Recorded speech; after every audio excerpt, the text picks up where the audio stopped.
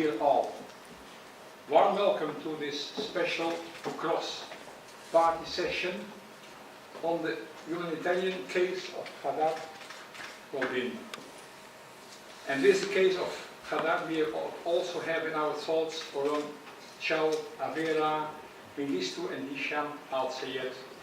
It is an honor for me to co-host this session with colleagues from several political parties, my dear colleagues Preda, Christensen, Niedermüller and Ries. This shows determining our joint commitment to bring Hadar home. Now I would like to give first the floor to my dear colleague, Austrovicius from Lithuania, because he had to leave shortly. So, my dear colleague, you have the floor for a statement. Thank you, Hans. Good afternoon to everybody. Dear members of Golden family, ladies and gentlemen, friends. The story of Hadar Goldin, a 23 years old gifted young artist and a lieutenant in the Givati brigade of the Israeli Defense Forces, who was kidnapped and brutally killed by Hamas during 2014 Gaza war, is a very tragic event. It is once again a reminder to all of us that we have to continue our common efforts to stop terrorism and facilitate a peaceful solution to relieve the suffering of both sides in this conflict, which, however, currently seems far from possible. I would like to express my sincerest condolences for the loss of your beloved son and brother, and I can only imagine the amount of pain you're going through for so long. Be assured, me and my colleagues in the European Parliament fully support you in your fight to at least receive back the remnants of your beloved son and brother, which are being held illegally and cynically away from you. I must reiterate that all parties under the international humanitarian law have a very clear obligation to retain the remnants of the victims to their families. We will do our best to keep this issue high on the agenda at the EU level. They have full rights to a dignified burial in Israel of your beloved son and brother, and I wish you strength and not to lose hope. Thank you for your attention. Thank you very much, dear colleague, for all your moving words. Now, dear all, we will first look at a short video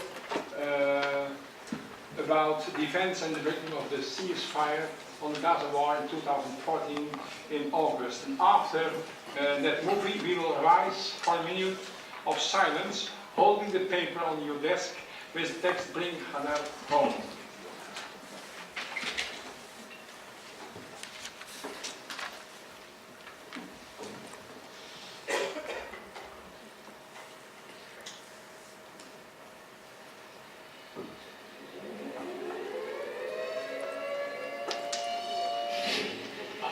Tonight on the brink, Israelis running for cover as bomb shelters open. Imagine what it would be like if all the cities of the United States, on the east coast of Colorado, 80% of the population would be in bomb shelters. It's called Lower Gaza, the network of tunnels built by Hamas that snake their way from Gaza into Israel. Prime Minister Benjamin Netanyahu on Thursday night directed the IDF to send ground troops into Gaza to strike the terror tunnels into Israel.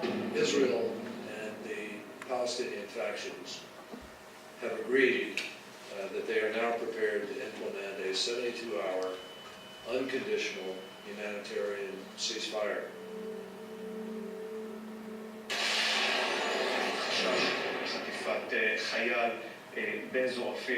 The moment I heard that my brother is the missing soldier, I right away wanted to go back and help.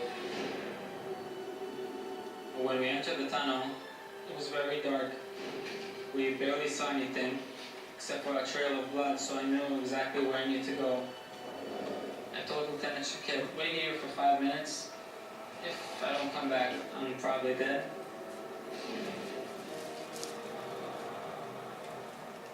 I heard Shakib yelling to me, we have to get out of the town, we have to get out.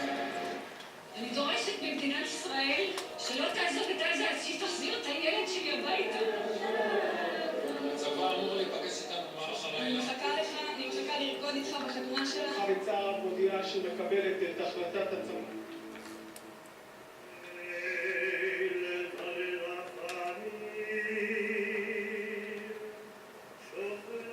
אומרים לנו, אתם לא משפחה שכולה נורמלית. כי אנחנו משפחה חטופה, אנחנו משפחה שבויה. הדר בעצם נחטף, ובדיעבד הגדירו אותו חלל. אני לא יכולה לסבול אף רגע שהוא בידי חמאס.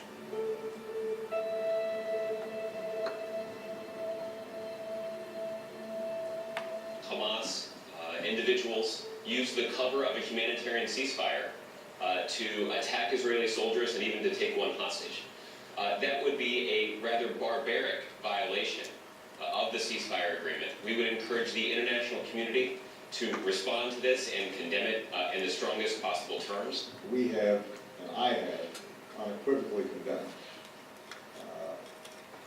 Hamas and the Palestinian factions that were responsible for killing 2 Israeli soldiers and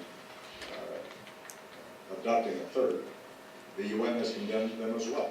If they are serious about trying to resolve this situation, that soldier needs to be unconditionally released as soon as possible.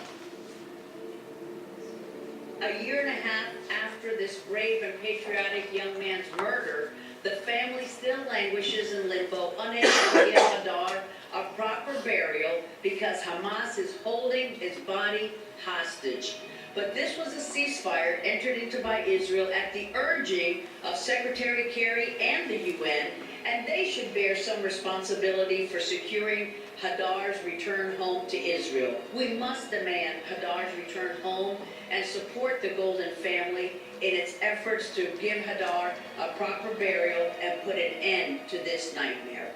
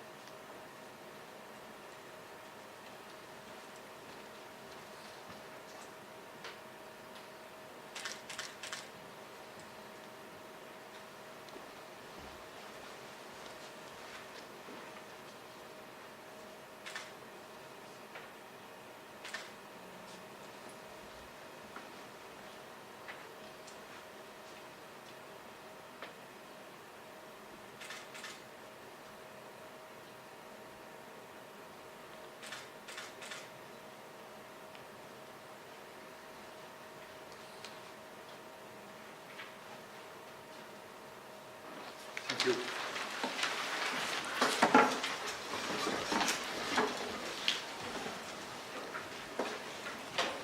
May I give now the floor to Prophet Hadar Goldin, the mother of Hadar.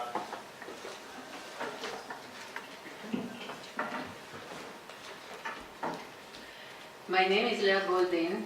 I am a mother of 4, grandmother of 6, a wife of a renowned historian. I, myself, am a computer scientist. I was invited here today to speak before you as the mother of Lieutenant Hadar Goldin, who died at the age of 23. and whose remains are held hostage in Gaza by Hamas. But I ask to speak before you today primarily as a human being, as a modern, highly emotional yet rational woman. I am no country leader. I was not elected by anyone to serve in any official capacity. I am here because I wish to bring my son's body to burial as any mother in any part of the world would have done. Hopefully my words will stay with you longer after I leave, and more importantly, will lead to action and success where other attempts have failed. In short, from June 1st through July 7th, 2014, nearly 450 missiles were fired upon Israeli civilians by extremist organizations based in Gaza. To end this reign of terror attacks, Israel commanded Operation Protective Edge, which was intended to put an end to the missile terror and shut down the underground tunnels that Hamas had dug in order to penetrate Israeli civilian centers. On July 18th, the ground phase of the operation began, and our two sons, Hadar and his twin brother Tzur, both officers in elite combat units of the Israeli Defense Forces, entered Gaza with their units. Hadar's unit was responsible for protecting the engineering units that were working under fire to destroy these terror tunnels. Tzur, Hadar's twin brother, commanded a rescue company whose job was to rescue wounded or dead Israeli soldiers. Tzur also rescued Palestinian families who were caught in the crossfire as Hamas used them as human shields. During the first 50 days of Operation Protective Edge, Israel agreed to a number of ceasefires, almost all of which were broken by Hamas. Finally, on August 1st, 2014, Israel and Hamas agreed to a ceasefire proposal that was jointly brokered by the United Nations and the United States, supported by the EU. Less than 2 hours after Hamas agreed to this ceasefire, its terrorists emerged from a tunnel located under the basement of a house in Rafah and ambushed our son Hadar and 2 other Israeli soldiers. The terrorists killed 2 of the soldiers and shot Hadar, dragging him into the tunnel in order to commit a kidnap. Unsure at that point if Hadar was dead or alive, the IDF attempted to rescue him.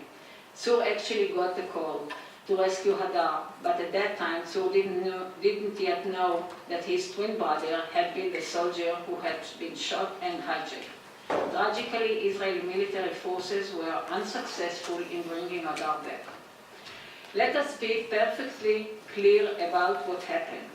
Hamas publicly promised the United Nations and the US that it would honor the humanitarian ceasefire, while sending terrorists through a tunnel to ambush Israeli soldiers when they had let their guard down in light of the ceasefire. Hamas' intention was not only to kill Israeli soldiers under cover of a ceasefire, but to kidnap them as well in order to hold them hostage. This is why they snatched Hadar after the attack and dragged him back to Gaza and into the tunnel. This act of terror by Hamas took advantage of a ceasefire sponsored by the United Nations. It was a cynical and cold-blooded violation of all principles that the international community cherishes. Immediately after Hamas' violation of the ceasefire, the UN Secretary General Ban Ki-moon released an official statement saying that he condemns it in the strongest terms, the reported violation by Hamas of the mutually agreed humanitarian ceasefire. He demanded the immediate and unconditional release of the captured soldier. The US response to Hamas' treachery was similar, with both President Obama and Secretary of State Kerry condemning the attack and demanding immediate and unconditional return of Hadar. So let's agree that Hadar was abducted and murdered in violation of UN-mandated and EU-supported humanitarian ceasefire, while there was no war going on. Everyone in this room, in this building, understand perfectly the difference between waging war in accordance with international standards and acting cold-heartedly, cruelly, inhuman. We all know the difference between maintaining a humanitarian ceasefire and cynically exploiting it to murder and kidnap. We are not the first parents to lose a beloved child in combat in defense of their country, and sadly, we will not be the last. However, we suffer a different sort of pain because our son was not a victim of the war in Gaza, but a victim of the ceasefire. Humanitarian ceasefire brokered and sponsored by the international community. What happened after Hadar was killed and kidnapped? What happened after the leader of the United Nations condemned Hamas and called for his immediate return? Nothing. Absolutely nothing. World leaders called for Hadar's return, but Hamas merely thumbed its nose at the international community. There has been no expression collective outrage by the member states of the United Nations calling for his return. There has been only silence, painful and brutal silence. 4 years later, while my son empty grave in his hometown awaits his return to be buried, and while my family's agony at his loss continues, not enough is done to help us bring him home. We have received expressions of sympathy, yes. Delegates have told us how they feel for our plight, too. But that was it. Let me go back to where I started. This issue goes beyond the case of my son Hadar, because if Hamas is not called accountable for these acts of deception, then other unprincipled and murderous terrorist organizations and states will feel empowered to manipulate the international community in order to achieve their vicious objectives. We need your help. The European Parliament today is the place where humanitarian issues gain the highest concern, and rightly so. Your close and constant attention to the people of Gaza and the leverage you have over Hamas due to the aid you provide is a source of hope for us. Why?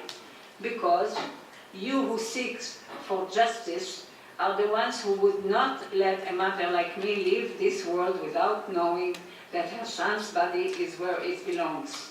Please do justice. We have paid enough in this life.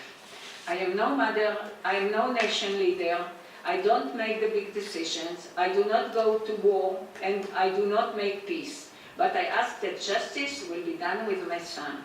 The international community should not reward Hamas, that is a serial violator of the international law. My country obeyed the rules.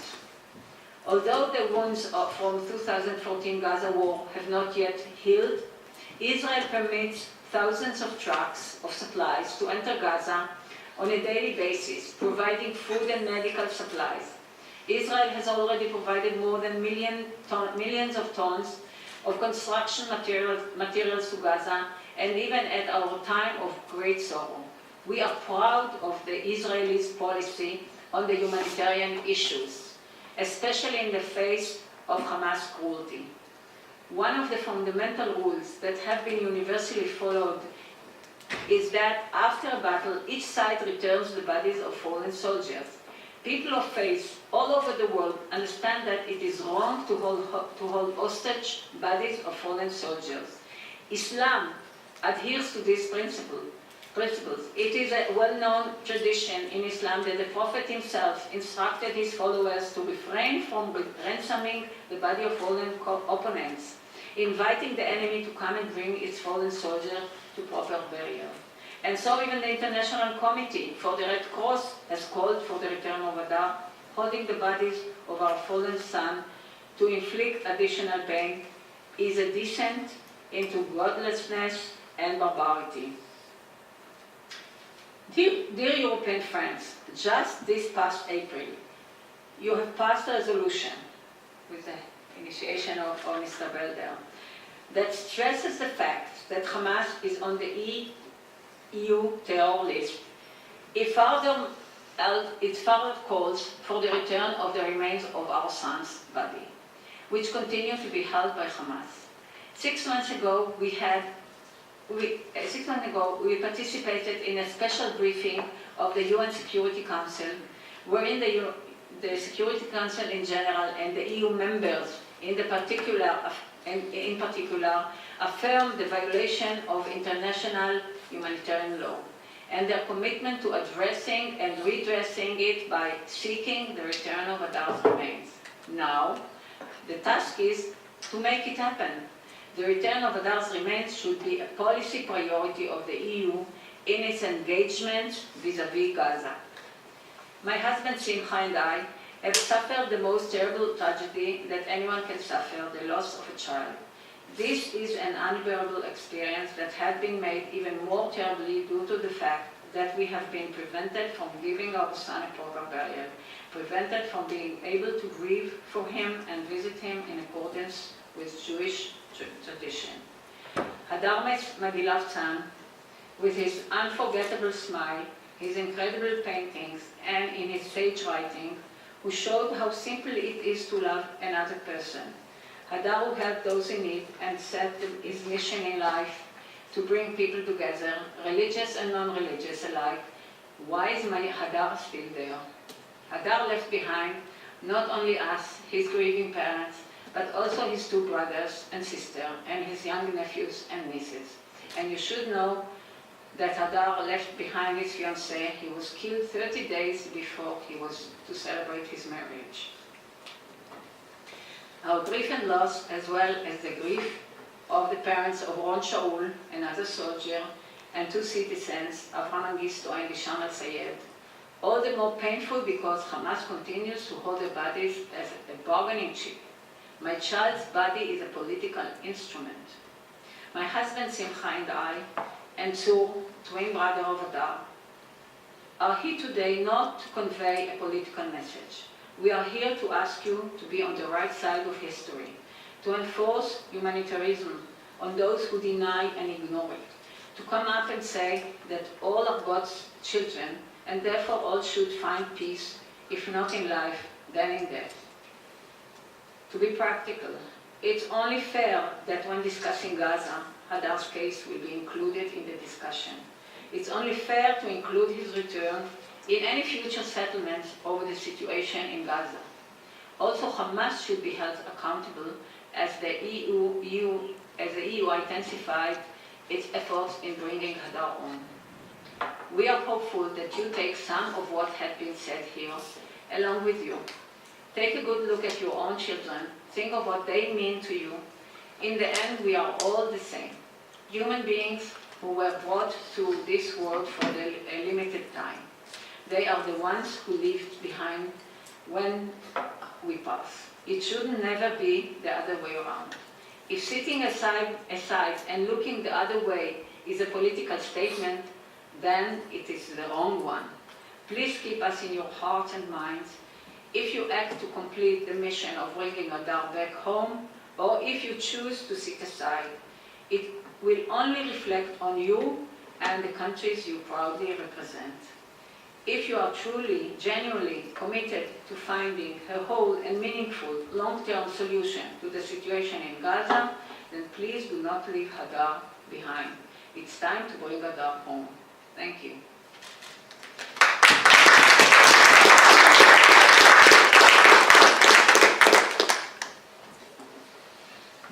Thank you very much, Leah. I'll give the floor to your son. Ladies and gentlemen, thank you for having us.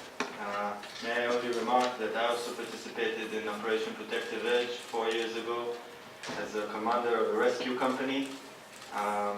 Just want to remark that amongst my tasks as a rescue company, I of course went to rescue injured soldiers and sadly also soldiers who were dead. Among them there were my personal friends. But I also had a special task of recovering families of Palestinian citizens who were caught in the middle of the fighting and were used by Hamas as human shields. We took them into refuge, we gave them our food and medical treatment, and we did so happily, and they were everly grateful. I think it's fair to say that while I was responsible of saving at least the lives of at least 30 Palestinian civilians who were intimidated by this conflict and the fact that they were used as human shields. Our enemies, Hamas, were planning and were activating the most barbaric way of kidnap against every decent human dignity principle. And here is my message to you in the name of my family.